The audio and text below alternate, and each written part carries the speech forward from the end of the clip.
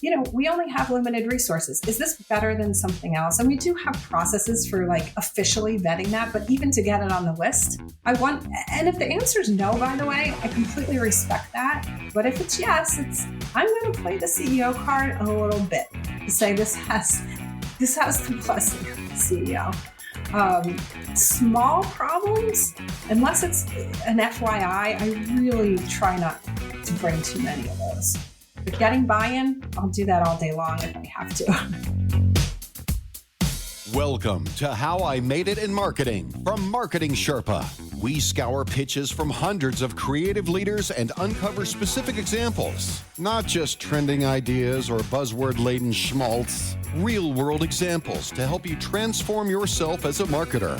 Now, here's your host, the Senior Director of Content and Marketing at Marketing Sherpa, Daniel Burstein, to tell you about today's guest. Where do you see yourself in 5 years? I always hated this interview question. It's not that I'm against planning. It's that I'm for flexibility, and I don't want to get trapped in some 5-year plan. I try to focus on delivering value today, helping people out, and improving my future self for tomorrow, not knowing what it's going to bring, but knowing from there opportunities will naturally arise. So I like a lesson from my next guest. Be open to where your path takes you. Here to share the story behind that lesson, along with many more lesson-filled stories, is Melinda Marchesi, the Chief Marketing Officer of Prosper Marketplace. Thanks for joining us, Melinda. Yeah, thank you so much for having me. Let's take a quick look at your career, just cherry picking here. I know you've had a lot of roles. You've been the Global Digital Marketing Director for Towers Watson. Melinda spent 11 years at JP Morgan Chase & Company, where she's had many roles, including head of credit card customer acquisitions and being the CMO of both the mortgage and auto lines of business. And Melinda is also an independent board member for Harley-Davidson Financial Services. For the past year, Melinda has been the CMO of Prosper Marketplace. Since its founding in 2005, Prosper Marketplace has originated $28 billion in loans and just surpassed 2 million customers. Prosper Marketplace is backed by leading investors, including Francisco Partners, Institutional Venture Partners, Third Point, and Jefferies. And Melinda has 30 direct reports now and a $50 million marketing budget. But she did mention to me that she's had from 5 to thousands of direct reports. She doesn't care about that number. And she's managed for all different kinds of marketing budgets leading up to hundreds of millions, and said it's a lot harder the smaller the budget is. Absolutely. So give us a little bit of that background and just also tell us, what is your day like as CMO at Prosper Marketplace? Yeah, I mean, a CMO job is different depending on where you are. I've had super structured corporate type roles as a CMO. I've had looser type of jobs that have turned into things like a COO more than a CMO. I would say where I am today at Prosper is a more traditional CMO type job, where it's everything to do with marketing communications that impacts this company, from internal communications, PR, branding, and then all of our direct marketing and things that really help build the business and grow the business. This particular job is also hyper-focused on growth and hyper-focused on getting us ready to go public, which is why I was interested in working with Prosper. So my day is very varied in what I do, but for the most part, it's representing marketing in the broader business, whether that's with our investors, with our executive team, and also just throughout the company. How is marketing communications going to help solve our business problems, and how are we going to help grow? For me, of course, that's a lot of Zoom calls. I do work remotely. Half of our workforce is remote, and we use Zoom and Slack like many other companies, and that is how we communicate, and we do it the best that we can. We do have some in-person type of meetings, but for the most part, we are a virtual workforce, and we actually have done very well with that. I think we work quite well together in that kind of situation. I also work East Coast hours. My company is a West Coast based Silicon Valley company.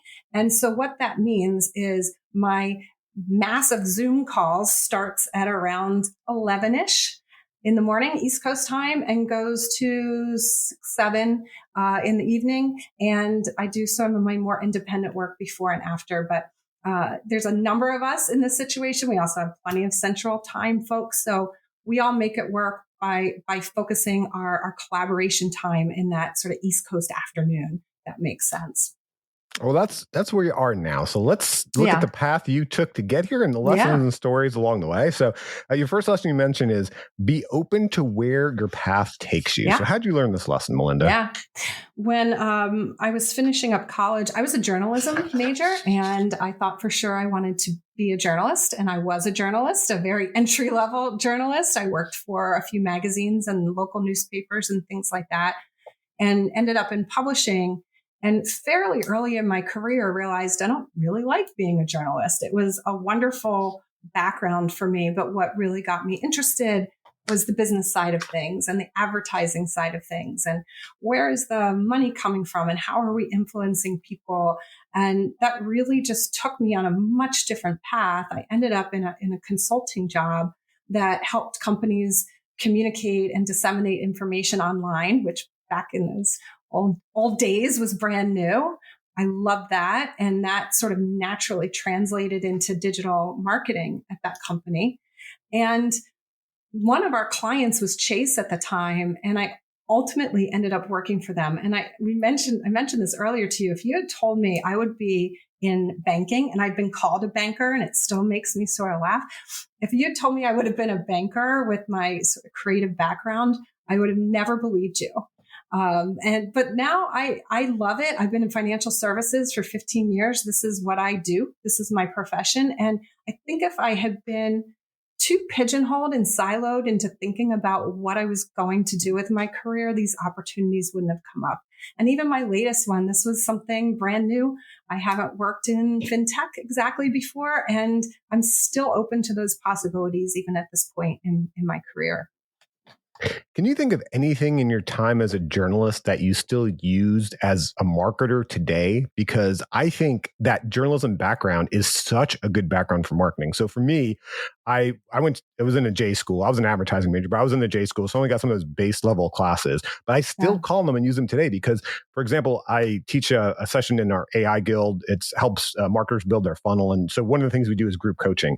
And often what I see is marketers, they're so focused on that hype and that appeal and that selling that the offer isn't even clear. And so I call back to that just journalism, background, the who, what, where, why, all that type of stuff. And I always give that advice. I mean, if people are struggling with their landing pages, with their funnel, just think like a reporter. Just make it clear. Like we can always layer on appeal and hype and that stuff. Just make it clear.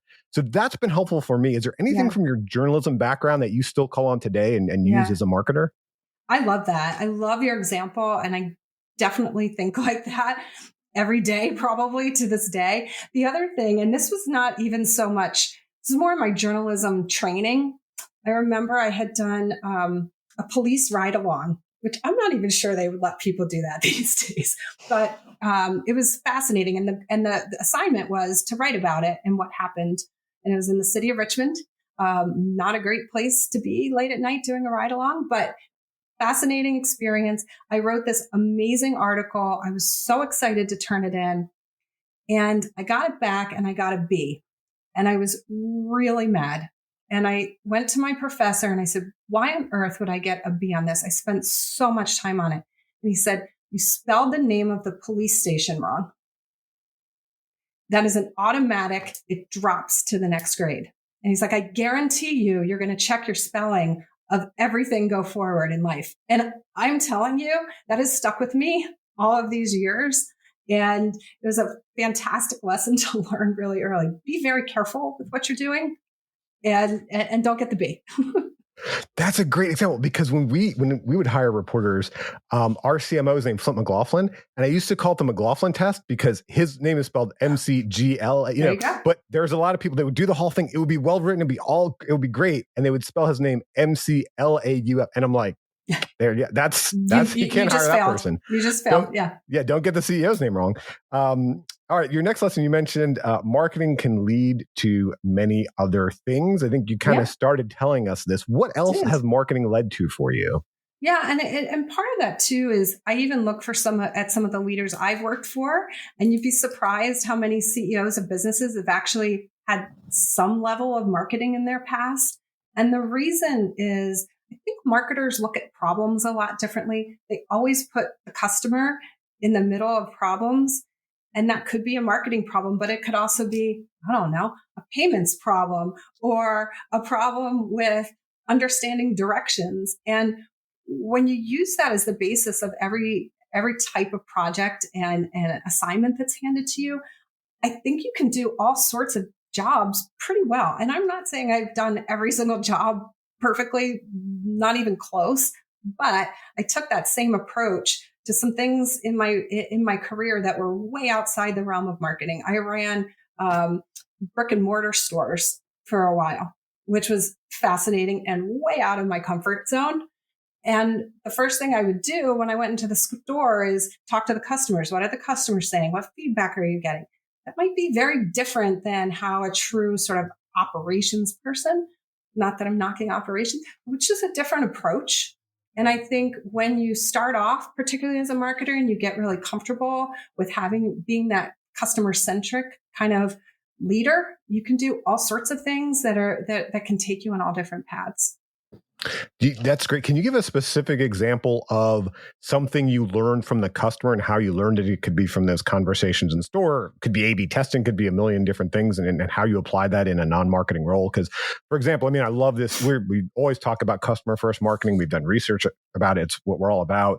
And for example, when I interviewed Kristen Zhivago and talked to her about it, her big thing was, as you said, interviewing the customer. That's what she was, interview the customer. And she would encourage, that's not like A/B testing where it's like a valid sample size. But from her experience, she would say, you get to 10 customers, maybe even 5, you're going to see patterns. And there might be a few outlier customers, but you want to dive into those patterns and figure out what's going on there. So do you have any specific examples of like, okay, here's how I learned something from the customer, what I learned, and how I applied it to a non-marketing role? Yeah, when I would visit some of our, we call them stores, they are financial institutions. When talking to customers, one of the big things they would talk about, because a lot of our customers were very hardworking, a lot of hourly kind of employees. And I said, "What's the biggest challenge? Like, why would you not come here and go to a competitor?" And they said, "You're not open during the hours I need you to be open." So I need you to be open at 7 a.m. sometimes. I need you to be open late at night. You're working. We did have some variation. We weren't completely oblivious to this, but how dramatic that was didn't really sink in until I really saw it. And we ended up instituting, it was actually sort of early AI to figure out which areas had more demand. And we completely reshuffled our hours, even on a daily basis, which can be a little confusing, but Monday, Wednesday, and Friday, we opened at 7. The other days we stayed open late, and some basic retail stuff, but things that we really hadn't thought too much because we thought like a bank, Yeah, that's what banker's hours is not a compliment, right? We don't say that as a compliment. Yeah, no, I love that example. I struggle that with myself when I'm dealing with financial institutions. It's like, come on, give me some Saturday hours here. Some I think institutions have gotten better. So many, it's like your exact hours you're open is when I'm working. Here's another lesson you mentioned: know the numbers and how your work impacts them. And so what really interests me about this, and I want to hear this lesson, is I'm a creative person. I came from a similar background. I am not working in the financial industry now and could not imagine that. So I wonder how, coming from that creative background, working, moving into the financial industry, you learned the numbers and you figured this out. Yeah. And it wasn't easy. I can tell you that. And, when I talk to, especially folks in college who are interested in marketing, which is becoming more and more popular these days. If you notice that. But I always say my biggest advice to you is to take some accounting classes. I never did that. I ended up auditing an accounting class later. It's like, I have to understand that it's going to go against your nature as a creative, right-brained person, and you're not going to like it. But it is so important, because if you don't know how to read the company results, you don't know what a P&L looks like, you cannot be a CMO, full stop, because you don't know how much you're able to invest. You don't know how the impact of the return on investment is bringing to the company. And you need to be able to advocate for the right things. If you don't understand the numbers, you can't do that. If you want to focus more on maybe the creative branding side, okay, you might be able to get away with that for a little bit. But if you want to be a direct marketer responsible for bringing in revenue to the company, You need to understand the entire thing. And, I remember as a CMO, the CFO, Chief Financial Officer at the time, pulling me aside and said, I think you need to learn this more, and being sort of shocked, like somebody's telling me I'm not doing well at something. And I really realized I didn't understand it. And I spent a long time learning that and making sure I was comfortable with it. Yeah, many CMOs I interviewed, one thing they'd say is, make that CFO your friend, right? Oh, absolutely. That's going to help with your marketing budget and everything. Yeah. And I understand what the company needs too. Like you're talking about, boy, IPO going public. There's a lot of numbers involved, and part of it is telling the story around those numbers and making sure it's serving the right audiences. Absolutely. But I want to ask you another question about numbers, because financials. I agree, it's important to learn. I was a business minor. I took financial accounting. I did hate it, but I did learn a lot, and I appreciate I did it. But the other numbers are, there's numbers that tell us about the customer. So I wonder if you have any specific examples of how you dive into any number that tells you about the customer, something you learned about the customer, what you did about that. For example, when we've taught our audience about this, we've talked about a data pattern analysis and kind of showed them like, okay, here are some specific types of data points you'd want to look for. Essentially, you're looking for patterns in these numbers. Then what does it tell you about the customer? What can you do based on that? And again, sometimes it's not necessarily you act on it right away, but that gives you a hypothesis to test and kind of move forward from there. It's not like past data is always indicative of future behavior, as the financial industry would say. But it does give us ideas for what we can do going forward. So I wonder if you have any specific examples you can think of. Okay, here's a number that or numbers I really focused on, taught me this thing about the customer. Then we're able to do this and serve the customer better. Yeah. Well, I'll give you an example that happened like this week. Okay, that's fresh. And, it's a little bit marketing 101, but it was a reminder for all of us. We were working on an email campaign. And for us, we're in the lending business. Part of lending is getting our money back. It's just, we sort of expect to be paid back eventually. We were struggling a bit in that area. And so we started a brand new marketing campaign that was email focused. We used email before, but this had a lot of new tactics. We were comparing A and B of the control that we had been typically doing with this brand new campaign. And there was frankly a lot of pressure around it. We need this to work. And so the control winning would not have been a good outcome. And so we were going through all of the numbers, and they said the controls or the test rather is losing.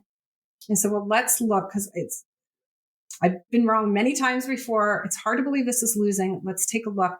And what they were focused on, what the team was focused on, was open rates and click-through rates and some of the high level email marketing kinds of numbers that we all look at. What they didn't look at was the ultimate collection rate, which is what we call, how much money we were able to recoup from our customers from that. That was winning. And so don't stop. You forgot a piece. You forgot to talk to your colleagues in operations and get their feeling on what actually happened. And the campaign's actually winning. That is a wonderful example. And that's a great example of understanding what your primary KPI is. Yeah. Like to your point, like those are some secondary KPIs, opens and I don't even know if you can trust opens anymore, but clicks and some of those things, those are secondary KPIs that maybe could teach us something if the primary KPI is not working. But that's the primary KPI. This is what we're trying to do. This is the behavior we're trying to influence. And I think that's important too, because it's understanding the customer's motivations is that you could get less people clicking through, but if they're the right people doing the right thing, that's a win, right? Is that what you were experiencing? Exactly. Yep. That's exactly right. Mm-hmm. Perfect. So I like how you mentioned, hey, talk to those people in operations, because another lesson you said is surround yourself with people who are smarter than you. Mm-hmm. So how'd you learn this? I think early on as a manager, I always wanted to be the one that had the answer and at least could speak to everything on my team. Super impractical. And it's exhausting. You're not going to be able to do that. So I think over time, I've learned, make sure you surround yourself with the experts, particularly in things that you aren't strong in, and rely on them. I over my career, I've gotten more PR brand minded. I did not start off that way. A lot of people of our vintage started off more in the branding creative side and then learned the digital side. I was completely opposite. I still to this day make sure I either have a very good PR firm on retainer or really good comms brand people around me, because I'm going to look to them for their expertise. Sometimes I pull the CMO card and say, we're going to do this just because I have a good feeling about it. But otherwise, I really want people around me who know their specific areas really well. I've had particular people, one in particular, if he listens to this, he'll know who he is, who has worked for me several times. This is now the third company, because I know he knows way more about his expertise is digital analytics than I will ever know.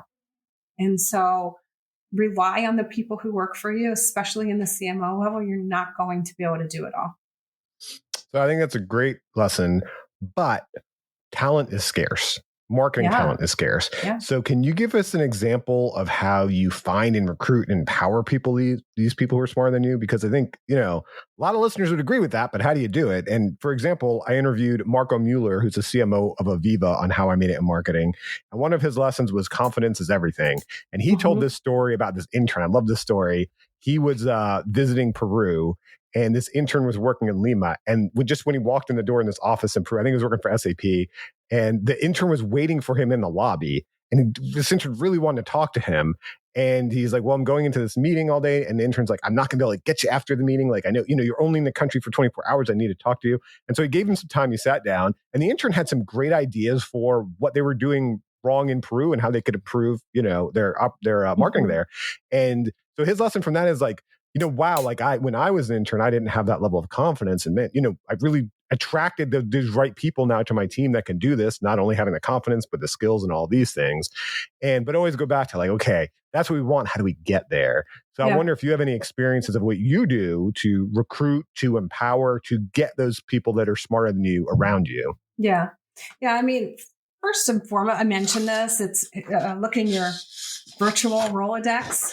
People don't even have a Rolodex anymore. We might, but knowing if I have an open position, first look to who I know, but then who do they know?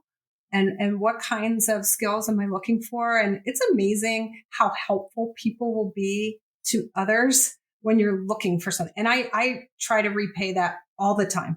If someone needs assistance in finding a job or they have an opening, I always respond, because it's the way that we keep our networks going. But outside of that, if you've all done recruiting and getting people in the door, my assumption is by the time that I see a candidate slate, they have on paper what we need, at least in theory, in the resume. I look more than anything else for cultural fit. And what I mean by that is, yes, do they get along with people? Of course, I'm looking for that. Will they seem like they're a good fit for the group and for working with me?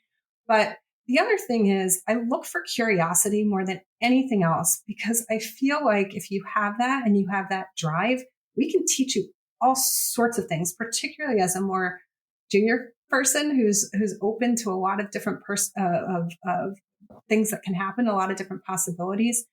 And I think that I've been wrong here or there, but for the most part, if you can tap into, ask questions like, what's interesting happening in marketing these days, instead of, how do you improve ROI? I feel like that's already been discussed. See what they say. I really feel like that curiosity will take people very far. So that's an interview question you ask. You ask them, what do you think is interesting and going on in marketing these days? Mm-hmm. Yeah. What do you think? That's great. Mm-hmm. I like that question. I've never heard that before. Yeah. I mean, I think because you also want to tap into, I think curiosity you mentioned is right. And I love that. That's a trait of journalists, right? Yeah. But also I think that leads to a passion as well. When that question you ask, because, sometimes I've interviewed people and they're clearly interviewing for a job. And so they've like maybe checked the boxes and they're answering the questions right. But sometimes you could just tell there's that excitement that they're like, this is not a hobby for them, but almost like that. Like they really get into this and what's the customer psychology and what's, the latest things that are going on. So that's a really good question. Yeah. And I do a lot of skip levels with my team. I just had one right before we got on this call. And one question, now they're used to it, so I can't catch them off guard anymore. But one question I always ask is, what kind of cool stuff are you working on right now? And it could be things I know about, usually it's something I don't know about, and see what they say. And some of the answers are just great. And I can tell who's going to be a really up and coming marketer just from that simple question. I like that. That's good. Well, speaking of people, that's a key thing in marketing, right? We get to make things, but we make them with people. And in the second half of this episode, we're going to hear some lessons from people Melinda has worked with, the people she has collaborated with. But first, I should mention that the How I Made It in Marketing podcast is underwritten by MechLabs AI, the parent organization of Marketing Sherpa.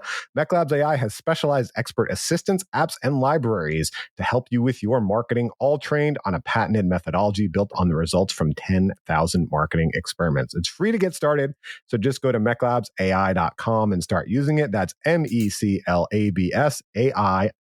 All right, Melinda, let's take a look at some lessons from people you worked with. You mentioned Jack Borbley, who is worked at Willis Towers Watson with you, and he's now retired. And one thing he taught you was respect people's lives outside of work. So how did you learn this from Jack? Yeah, and this isn't necessarily a marketing specific lesson. It's just a leadership lesson and a lesson in humanity, I guess. I was a new mother. I just had my first child who had a lot of health issues in his early life. And I just couldn't do all of it. And so I went to Jack and I said, I need to take a leave of absence. This needs to be my priority. And he said, how about instead of taking a leave of absence, do what you can when you can and ease back into it when you can and when you feel like you're able to. And that was amazing advice way back then. My son is now 21 years old, by the way, and 6'2" and doing great. But happy to hear that. Yeah. But this was well before work from home. We didn't have the technology, and that was not anything people did. The flexibility that he gave to me was so meaningful and important. I was super loyal to him the entire time I was there. And I also took that every time, because I tell people, life is long, your career is long. At some point, all of us will have something. And, if someone's going through something, now is your time. We'll support that. Come back when you can. I can't tell you how many times I've repeated what he's said to me. And it's not just to get the karma or whatever to come back. It's just the right thing to do. And hopefully people will take that and pass that along as they move through their career. So I will always be grateful to him for that. So I like that idea. You manage a remote team, though, and I wonder how you stay informed about people's lives, if there's anything specific you do working remotely. Because one thing I've noticed in remote work is, if we're not careful, it becomes a lot more transactional. So, we hop on a Zoom, we're going from meeting to meeting. We don't really, we maybe say, oh, how was your weekend? Blah, blah, blah. We're on Slack. Hey, how you doing? But we're asking for something. It's a markedly different experience than we work together in the same office. I see you in the lunchroom. I see you at the water cooler. We grab lunch together. We have drinks together. I actually really do know what's going on with your life. Yeah. So do you have any specific examples of how you make sure you do this with your team? Yeah. And just to be clear, I am a big fan of being in the office at least some part of the time. I do think and I'll tell you how we handle that a little bit here, but it's tough. I think it's very tough to get to that personal level without having at least some time in the office. So the times that we do get together, which is several times a year, we make sure everybody comes in. It's 100% dedicated focus on that team for at least a few days. And that really does help. I would love to do it more. It's just not necessarily always practical to do it more, but you need to, and it's not going to typical meetings on those days. It's like, we are going to focus on, sure, some business and things we need to take care of, but more the social side. One of the things that we do remotely and in person that sounds more transactional, but ends up not being, is what I call a show and tell, where people can come in and talk about, it's usually a side project or an interest or something that they're really involved with that they want the rest of us to know about. We do those once a month. Sometimes it slips a little, but roughly once a month, so that it really helps to learn what makes people tick. And then I talked about the one-on-ones. We have it's going to sound silly, but we have a plugin for Slack called Donut, and I do not work for Slack or Donut. but I actually find it to be really helpful. What it does is randomly picks people in groups that you choose. And for me, it's my entire marketing team. It's also across the whole Prosper organization. So I'll get picked with people, and it will assign you a Zoom conversation every other week. So I really get to, I don't even have to think about it. This does this for me. And there are occasions where I wake up and I'm like, God, I got 3 donuts today. They end up to be the best conversations. I learn more about either the person or what's going on than the typical meetings that we have that are set every week. So you don't have to do 3 donuts a day. That was a big example, but I probably do 2 a week and really get to know people, and just make sure that you're connecting and on that kind of level as much as you can. So how is a donut different than a one-on-one? Is it just because they're not in your direct org structure, or? It is a one-on-one. Okay. You don't have to do anything about it. You can set it up and say, I want to meet with everyone in my organization. It's random, but the same number of times over the next year. And it will say, hey, Ayank is next.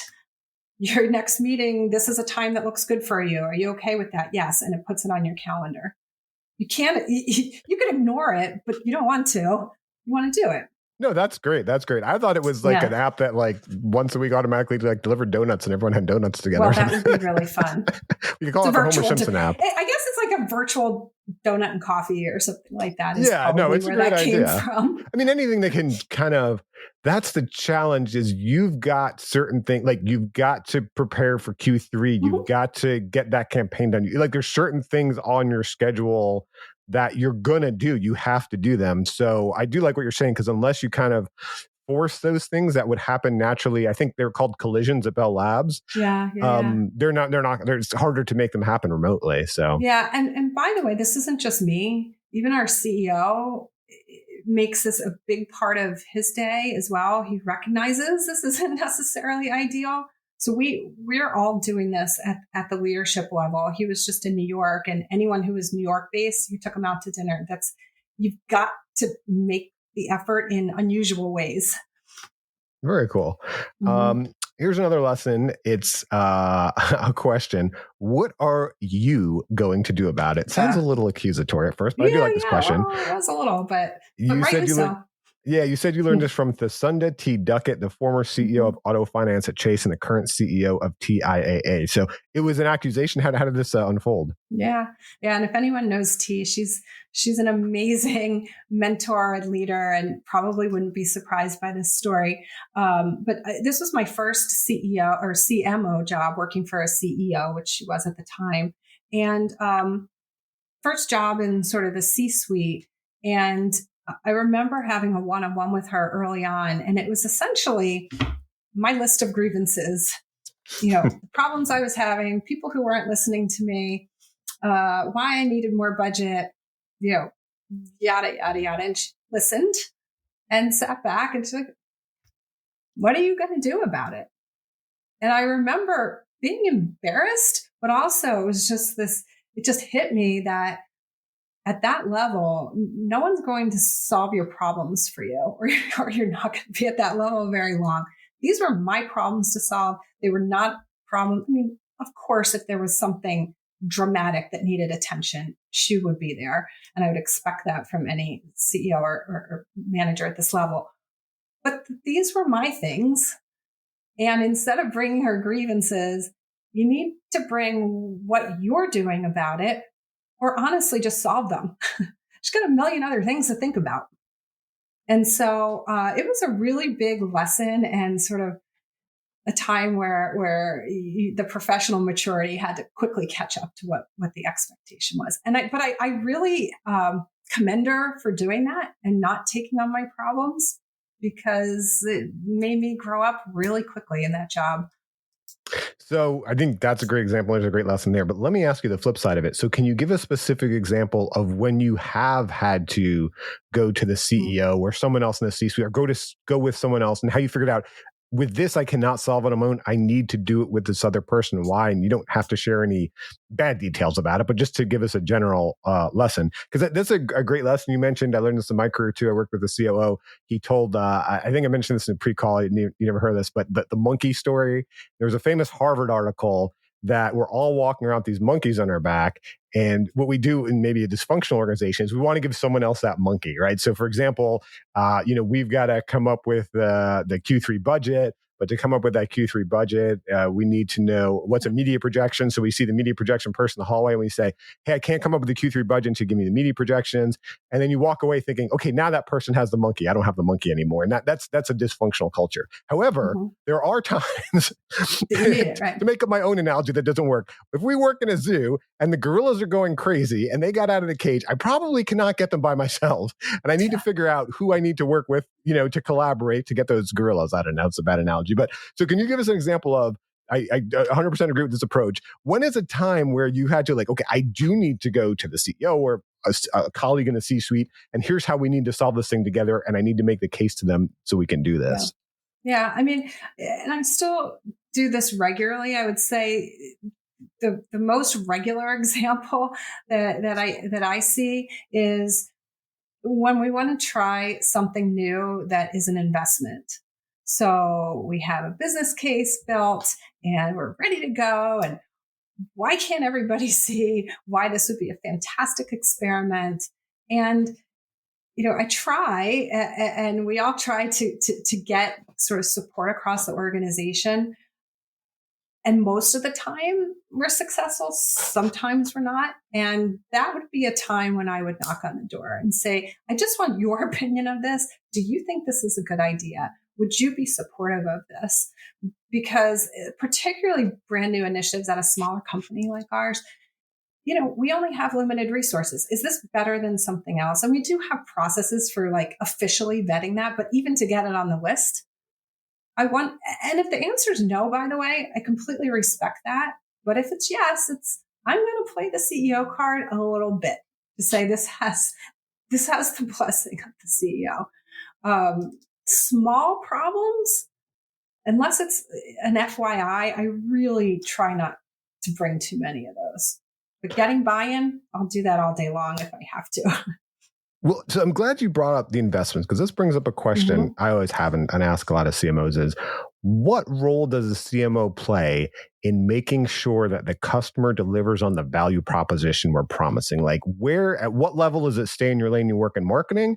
And at what level is it no, I need to get into some other things like product development or whatever it may be in your organization to make sure that we're building that product the customer wants? Because you brought up some great examples before of I'm talking directly to the customer. I've worked as a COO. I've worked in these other lines of business. I understand how a company needs to be customer first, customer centric, deliver value to the customer. Once you're only in that CMO role, we could work in silos and be like, look, you just sell the thing. We're going to figure out how to build it. So what is your experience or advice there on where the CMO gets involved in the actual product building or delivery or what have you? Yeah. No, it's a really good question. That example of the brick and mortar and changing the hours, I was a COO, so I had product and marketing under me. I could just argue with myself if I wanted to. So that was just convenient. But that's not that typical, at least not in my experience.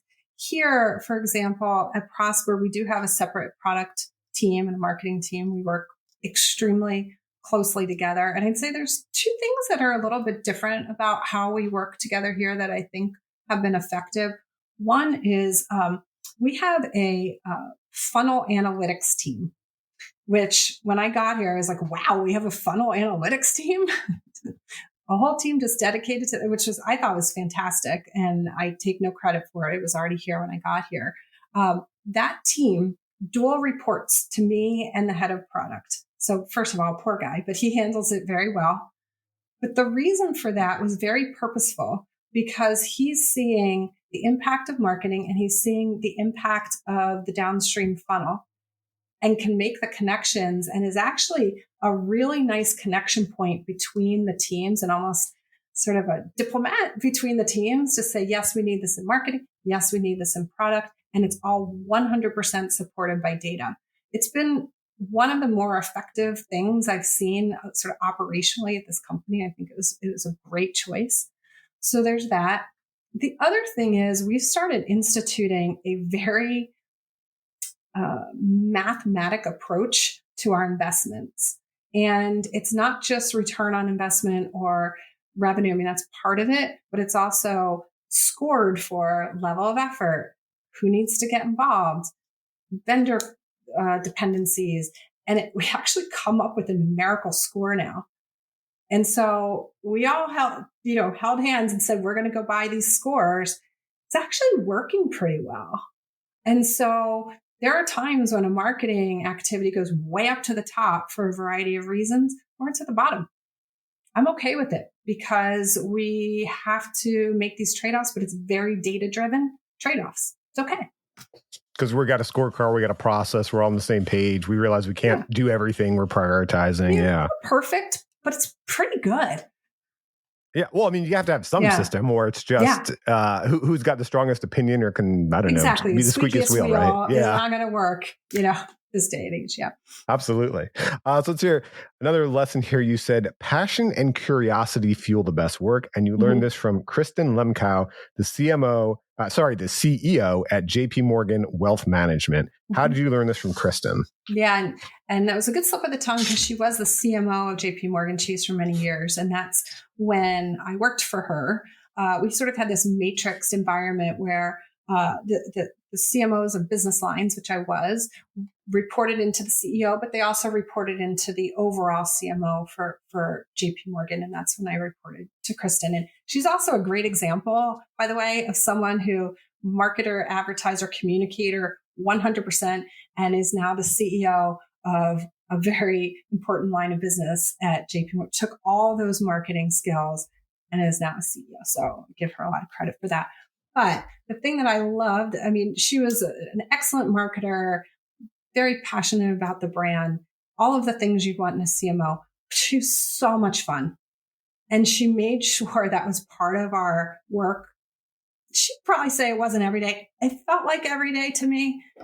Just the way she approached everything. She always made sure to bring in speakers, and we went offsite a lot and did not expensive, extravagant things, but just things together that were fun. We went to games and all sorts of stuff that had nothing to do with our jobs, by the way, but she felt like that was crucially important to working together and to get loyalty and to understand even the brand. We would go to Chase sponsored events and all sorts of things. And so she was really a favorite of many, many people and somebody that many looked up to at the time, and I'm sure still do, just because of her approach.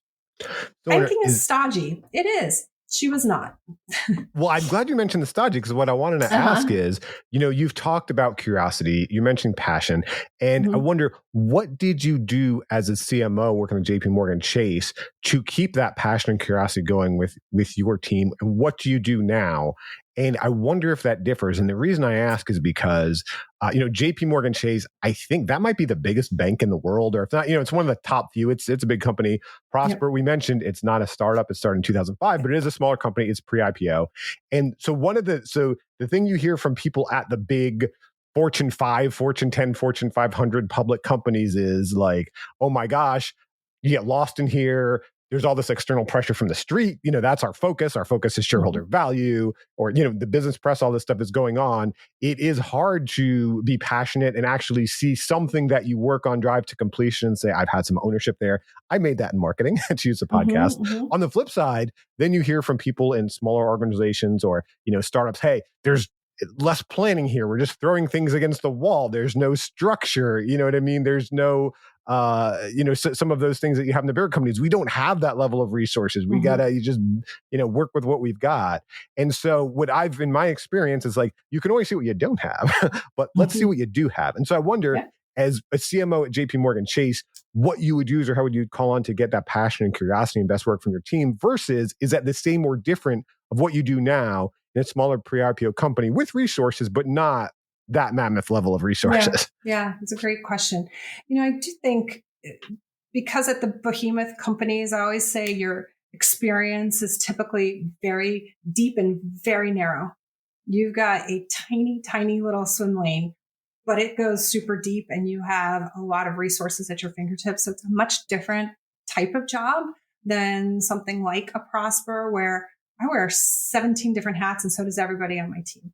And you have to be comfortable with that or not, or be comfortable with the narrow or not. But, I think to get people passionate in that your job is really pretty narrow is just to really dig deep and also think outside. You can still think outside your lane. People get sort of siloed into thinking, I can't work on product or I don't have an impact here. You actually can. I did a lot at Chase that I would say, especially in the auto business, was actually more product design than marketing, because I had something I wanted to market and no product to support that. So ultimately they're like, okay, run this product for us. And I think that was a little bit unusual. And so the people that sort of went along with that with me tended to be more successful as well. So it is still possible to think outside your lane. Smaller companies, we're doing that every day. We have no choice but to look around and see what we can find. I think maybe one of the biggest differences is small things at a small company can make a very big difference. Small things at a bigger company might not get as noticed, but here you can think outside your lane and really impact the bottom line and really have a chance to tweak something and it changes our business. We've had several examples of that lately. We tweak something in the funnel. It's like, wow, what just happened? Chase, that would probably be lost because they're doing that all day long. Well, yeah, I want to ask you about that example where you said you did something that was really more product than marketing, because I think that would be a great example of what someone in a smaller company would say is easier to do here.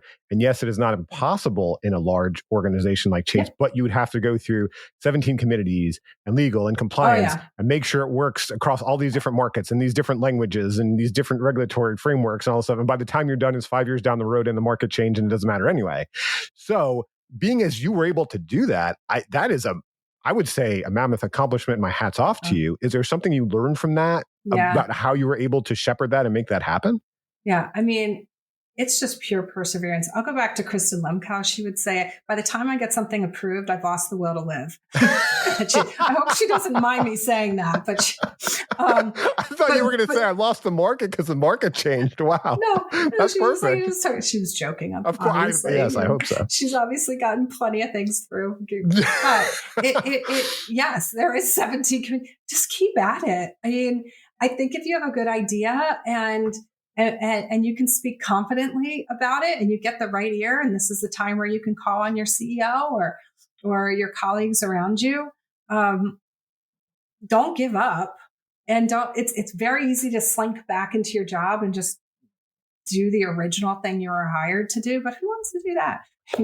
Be creative and it's probably going to take a year. Sorry, Chase, I'm saying this. Probably going to take a year to get something approved, but man, when it does, and it gets funded, you're off and running, and it's great. Spoken like someone who started her career as a creative. I love that. Yeah. You never lose that creative in you, right? You never lose it. No. Nope.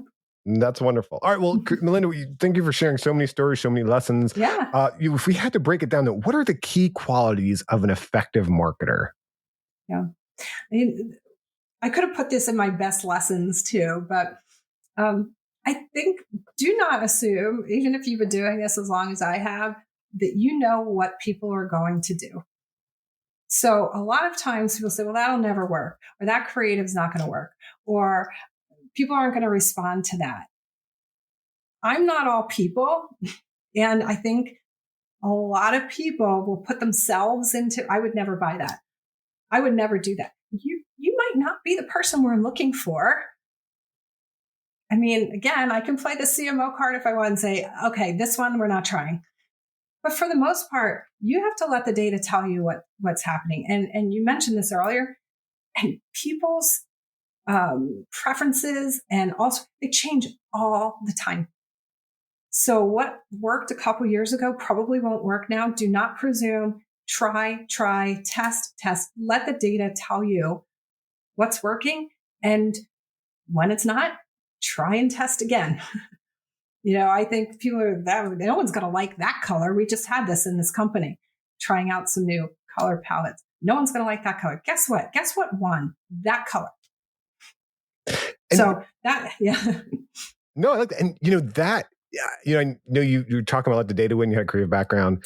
I have a creative background. That is one of the things I like about testing, is where it's fun it's that curiosity factor of, I don't know, let's roll the dice and see what happens. I don't think this would work, but let's see. Because the thing that I've always struggled with in my career, and you might have too, is I am not the customer for many of the things I've worked on. So it's like you said, I wouldn't do that. I'd love when the designers would say to me, or art directors, is like, this is too much copy, I would never read it. And I would argue like, well, if your refrigerator broke and you're looking for a new refrigerator, you might want to know how, a bottom refrigerator is different from a top refrigerator. If not, you care less, right? Exactly. Yeah. That's a good one. Perfect. Well, anyway, thank you so much for sharing your career and your lessons and your stories with us today, Melinda. It was a joy learning them from you. Yeah. Thank you so much for having me. It was fun. And thank you to everyone for listening. Thank you for joining us for How I Made It in Marketing with Daniel Burstein. Now that you've gotten inspiration for transforming yourself as a marketer, get some ideas for your next marketing campaign from Marketing Sherpa's extensive library of free case studies at marketingsherpa.com. That's marketingsherpa.com.